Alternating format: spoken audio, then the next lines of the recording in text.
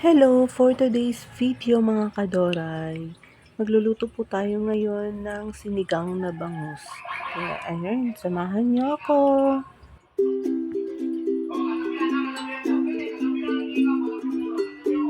A few moments later. So ayan guys, habang kumukulo na yung tubig, so share ko lang sa inyo guys na hindi naman ako yung magaling talaga magluto. Ere ay mga pachamba-chamba ko lang din na pagluluto. Kaya sana magustuhan niyo itong video na to. So, ayun nga, habang kumukulo na yung tubig, nilagay ko na yung isdang bangus.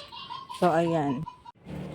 So, habang nagpapakulo nga ako ng isda, ay hinugasan ko na muna itong mga talbos ng kangkong para naman pagka iluluto natin siya guys, malinis naman yung gulay.